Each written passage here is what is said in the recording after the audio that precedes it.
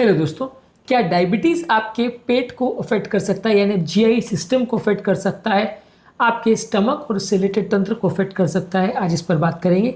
ज़्यादातर डायबिटीज़ का हार्ट पर इफेक्ट, उसके किडनी पर इफेक्ट, ब्रेन पर इफेक्ट, लिवर पर इफेक्ट और उसकी आंखों पर इफेक्ट पर ज़्यादातर बात की जाती है, लेकिन इसके पेट पर इफेक्ट या जीआई सिस्टम पर इफेक्ट ज़्यादातर इग्नोर हो जाता है। लेकिन हाँ, पेट पर भी इसके सिग्निफिकेंट इफेक्ट्स होते हैं जिनको डिस्कस करना आवश्यक है। आज इन्हीं सारे एस्पेक्ट्स को बात करेंगे कि डायबिटीज़ किस किस तरह से आपके जीआई सिस्टम यानी आपके पेट को अफेक्ट कर सकता है और इसके पैथोफिजियोलॉजिकल कारण क्या होते हैं, कैसे हम इनसे बच सकते हैं, ये सारी चीज़ों पर आज बात करेंगे। टॉपिक पर जाने से पहले जो लोग हमारे चैनल पर नए हैं उन्हें रिक्वेस्ट करूँगा कि चैनल को सब्सक्राइब करें, वीडियोस को लाइक करें, शेयर करें, फॉलो करें, कमेंट करें, पूरा देखें। टॉपिक बहुत ही इंपॉर्टेंट है और यूनिक है, जो कि सिर्फ हमारे ही चैनल पर मिलेगा, इसलिए इसे एंड तक देखिएगा। चलिए शुरू करते हैं इंपॉर्टेंट वीडियो।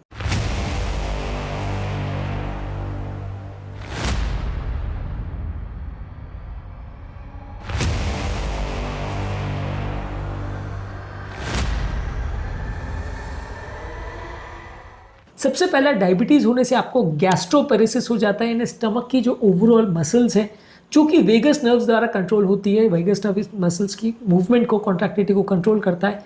ये नर्व फंक्शन कॉम्प्रोमाइज़ होने की वजह से कॉम्प्रोमाइज़ हो जाता है, जिसकी वजह से व्यक्ति को उल्टी होना, उल्टी जैसा लगना, पेट जल्दी भर जाना, बार बार ब्लड ग्लूकोज लेवल्स में चेंजेस होना और ब्लोटिंग और गैस का सेंसेशन होना, ये काफ़ी चीज़ें होती है जो कि डायबिटीज़ से रिलेटेड होती है। जैसे जैसे डायबिटीज़ इंप्रूव होता है तो ये सारे सिम्टम्स भी अपने आप इंप्रूव होते हैं, यानी डायबिटीज़ रिलेटेड गैस्ट्रोपेरेसिस काफ़ी कॉमन है। इसी तरह से डायबिटीज़ जो है आंतों की मसल्स को भी इफेक्ट करता है, जिसे डायबिटिक एंट्रोपैथी बोलते हैं। काम करने का तरीका वही है। यहाँ पे भी व्यक्ति को कभी कॉन्स्टिपेशन, कभी डायरिया, कभी फीकल इनकॉन्टिनेंस होता है, यानी जो ओवरऑल मसल्स पे कंट्रोल करने वाले नर्वस सिस्टम है वो कॉम्प्रोमाइज़ हो जाते हैं।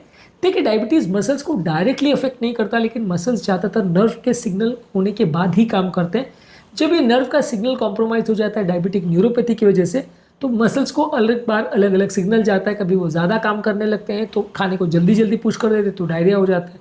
जब वो धीरे धीरे काम करते हैं या स्लगिश काम करते हैं या काम नहीं करते हैं तो व्यक्ति को कॉन्स्टिपेशन हो जाता है। और कभी कभार ये आपके मसल स्फिंक्टर्स को भी कॉम्प्रोमाइज़ करता है, जिससे कि डायबिटिक न्यूरोपैथी वाले पेशेंट्स को फीकल इनकॉन्टिनेंस हो सकता है। इसके अलावा एक प्रॉब्लम है जिसे इसोफेजियल डिसमोटिलिटी सिंड्रोम बोलते हैं, यानी अन्न नली में भी लगभग इसी तरह का प्रॉब्लम होता है। वहाँ पे भी जो नर्वस सिस्टम है जो खाने को नीचे नीचे हर बार पुश करने का उसका काम होता है, ताकि खाना ग्रेविटी के खिलाफ भी पेट तक पहुँच पाए, सिर्फ मुंह में अटका ना रहे। ये इसोफेगस का भी मोटिलिटी जो है कॉम्प्रोमाइज हो जाता है जब व्यक्ति को डायबिटीज़ होता है। तो इसी श्रृंखला में एक और इंपॉर्टेंट प्रॉब्लम होता है जो कि डायबिटीज़ रिलेटेड होता है, वो है non alcoholic fatty liver disease. Diabetes वाले पेशेंट्स को लिवर में इन्फ्लेमेशन होने का चांस बहुत ज़्यादा होता है, जिसकी वजह से लिवर डैमेज हो सकता है। लिवर में इन्फ्लेमेशन की वजह से लिवर सिरोसिस हो सकता है और कभी कभार लॉन्ग स्टैंडिंग केस में लिवर में फैट जब जमा हो जाता है तो कभी कभी यहाँ कैंसर भी डेवलप हो सकता है। हालांकि कैंसर बहुत लेट स्टेज में होता है और हर व्यक्ति जिसको डायबिटीज़ है सबको लिवर कैंसर हो जाएगा, ऐसा नहीं है। लेकिन non alcoholic fatty liver disease बहुत कॉमन कारण है जिसकी वजह से डायबिटिक पेशेंट्स में लिवर खराब होता है। इसके बारे में जानना, समझना और इसके लिए प्रॉपर ट्रीटमेंट करना अति आवश्यक है। इसीलिए डायबिटीज़ पेशेंट में ये एक और इम्पॉर्टेंट इशू है। लगभग 70-80% लोग को फैटी लिवर का प्रॉब्लम होता ही है जब उनको डायबिटीज़ है, क्योंकि डायबिटीज़ में भी जो इंसुलिन रेजिस्टेंस होता है वो भी लगभग सिमिलर ही तरीका होता है, जिसकी वजह से लोगों को non alcoholic fatty liver disease होता है। इसी तरह से गॉल ब्लैडर जो कि आपके बाइल जूसेस वगैरह बनाता है, ये भी कंपेरेटिवली इफेक्ट हो जाता है, जिसकी वजह से लोगों को गॉल स्टोन्स और कोलेसिस्टाइटिस ज़्यादा होता है। गॉल ब्लैडर का भी जो मूवमेंट होना चाहिए या पंप करता है वो बाइल जूसेस को, वो मूवमेंट भी कॉम्प्रोमाइज़ हो जाता है डायबिटिक पेशेंट में, ये भी एक इशू हो सकता है। इसी तरह से डायबिटिक पेशेंट में एक और प्रॉब्लम होता है जिसे स्मॉल इंटेस्टाइनल बैक्टीरियल ओवरग्रोथ यानी सीबो सिंड्रोम बोलते हैं। ये स्मॉल इंटेस्टाइन की जब मोटिलिटी प्रॉपर नहीं हो पाती तो वहाँ बैक्टीरिया ग्रो करने लगते हैं, क्योंकि नॉर्मली जो कचरा वहाँ से निकल जाना चाहिए वो वहाँ अटक जाता है, जिसकी वजह से वहाँ बैक्टीरिया ग्रो करने लगते हैं, जिसकी वजह से व्यक्ति को ब्लोटिंग, गैस, डायरिया और मैल अब्जॉर्प्शन के सिंड्रोम होते हैं। इसी तरह से जो बड़ी आंत है या कोलोन है वहाँ पे भी डिस्मोटिलिटी होता है, इसकी वजह से कॉन्स्टिपेशन, डायरिया और ऑल्टरनेटिंग बैडल बाउल हैबिट्स में गड़बड़ होने का चांस मिलता है। तो बेसिकली डायबिटीज़ जो है बहुत सारे तरीकों से अफेक्ट करता है आपकी सिस्टम्स को।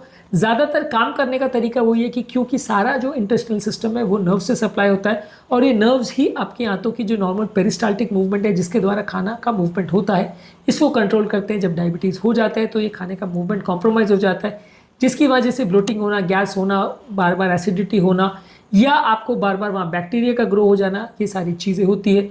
ये सारे सिस्टम जो है आपके पेट को, आपके ईसोफेगस को, आपके स्मॉल इंटेस्टाइन को, आपके लार्ज इंटेस्टाइन को, आपके गॉल ब्लैडर को, सब चीज़ों को अफेक्ट करते हैं। और इसके अलावा एक और तरह से जो डायबिटीज़ अफेक्ट करती है वो है लिवर को, जो non alcoholic fatty liver disease करती है, जो कि डायबिटीज़ रिलेटेड इन्फ्लेमेशन की वजह से होती है। अब डायबिटीज़ इससे करवाता कैसे ये सारी प्रॉब्लम्स, इसमें होने के कई तरीके हैं। एक तो ये कि जब हाइपरग्लाइसीमिया यानी शुगर लेवल्स बहुत ज़्यादा होते हैं तो ये ऑक्सीडेटिव स्ट्रेस की वजह से नर्वस सिस्टम डैमेज हो जाता है, जिसकी वजह से नर्व्स का नॉर्मल फंक्शनिंग कॉम्प्रोमाइज़ हो जाता है। इसी तरह से डायबिटिक पेशेंट में ऑटोनॉमिक न्यूरोपैथी हो जाता है, जो कि बॉडी के इनवॉलेंट्री मसल्स यानी पेट की मोटिलिटी और सिक्रीशन जो पैटर्न है इसको कंट्रोल करने वाला जो सिस्टम है, जिसको ऑटोनॉमिक फंक्शन बोलते हैं, ये डायबिटीज़ के लेटर स्टेज में कॉम्प्रोमाइज़ हो जाता है। इसके अलावा डायबिटीज़ की वजह से आपकी जो आंतों की जो छोटी छोटी नलियाँ हैं, जो आंतों के अलग अलग सेल्स को ब्लड सप्लाई करती हैं, वो चोक हो जाती है, जिसकी वजह से ब्लड सप्लाई कॉम्प्रोमाइज़ हो जाता है और आंतों के सेल्स मरने लगते हैं, जिसकी वजह से नर्व का फंक्शन कॉम्प्रोमाइज़ होता है और आंतें सड़ने लगती हैं और ये नर्व्स जो है बराबर काम नहीं करती, अलग अलग तरह के पेट के प्रॉब्लम होते हैं। तो बेसिकली बहुत सारे तरीके हैं जिससे आपके डायबिटीज़ वाले पेशेंट्स में आपके आंतों में प्रॉब्लम हो सकती है और बहुत सारे सिम्टम्स है जो कि जिसके लिए हम अलग अलग दवाइयाँ लेते हैं, हम भूल जाते हैं कि ये सारे प्रॉब्लम डायबिटीज़ रिलेटेड है। जैसे जैसे डायबिटीज़ कंट्रोल करेंगे सारी प्रॉब्लम्स अपने आप चली जाएंगी। ये कॉमन कॉन्सेप्ट लोग नहीं सोच पाते हैं। लोग पेट का अलग ट्रीटमेंट लेते हैं, कॉन्स्टिपेशन का अलग लेते हैं, डायरिया का अलग लेते हैं, गैस्ट्रोपेरेसिस का अलग लेते हैं, फैटी लिवर का अलग लेते हैं, लेकिन डायबिटीज़ को ट्रीट करना भूल जाते हैं। यदि डायबिटीज़ को आपने रिवर्स कर लिया या उसको ट्रीट कर लिया तो ज़्यादातर ये प्रॉब्लम्स अपने आप चली जाएंगी। इसका मैनेजमेंट क्या है? शुगर लेवल्स को अच्छी तरह से कंट्रोल करिए, डायबिटीज़ को रिवर्स करने का प्रयास करिए।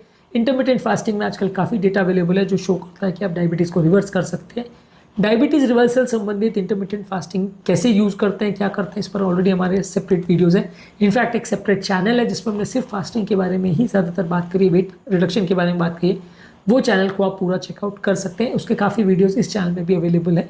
इसके अलावा आपको डाइटरी मॉडिफिकेशन करने की ज़रूरत है, जिसमें छोटी मात्रा में बार बार आप खाना खाओ तो थोड़ा बेटर रहेगा। हालांकि आपके इंसुलिन रेजिस्टेंस को बिगाड़ता है, लेकिन पेट पर लोड कम पड़ता है।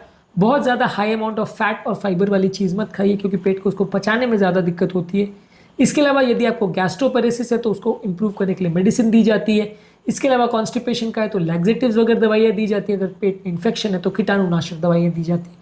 यानी जिस भी तरह का प्रॉब्लम होता है उसको कंट्रोल करने के लिए अलग तरह से मेडिसिन दी जाती है। इस तरह के पेशेंट्स की रेगुलर मॉनिटरिंग करने की आवश्यकता है, ये देखने के लिए कि लिवर का प्रॉब्लम, गॉल ब्लैडर का प्रॉब्लम या दूसरे डायबिटीज़ रिलेटेड और भी प्रॉब्लम्स तो नहीं हो रहे हैं।